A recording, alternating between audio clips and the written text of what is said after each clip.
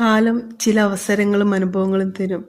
ചിലരെ മനസ്സിലാക്കി തരാനും ചിലരെ തിരിച്ചറിയാനും. ഒരുപാട് നേരമൊന്നും വേണ്ടടോ, കഴിയുമെങ്കിൽ ഒരേയൊരു മെസ്സേജ്. സുഖമാണോ എന്നൊരു ചോദ്യം. വീണ്ടും അടുക്കാൻ ആഗ്രഹിക്കുന്ന മനസ്സിന് അതുതന്നെ ധാരാളമാണ്.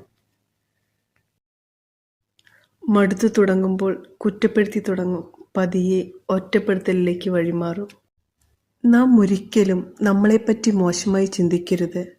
ദൈവം അതിനായി കുറച്ച് ബന്ധുക്കളെയും നാട്ടുകാരെയും ചുമതലപ്പെടുത്തിയിട്ടുണ്ട്. ക്ഷമിച്ച് ജീവിക്കുന്നവരെ കാണുമ്പോൾ അവർ ഭീരുക്കളാണെന്ന് കരുതിപ്പോവരുത്.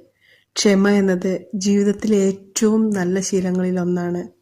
ഏതൊരു ഹൃദയത്തിനാണോ ആ മഹത്തായ കഴിവുള്ളത്, ആ ഹൃദയത്തിനുടമ ഒരിക്കലും പരാജയപ്പെടില്ല.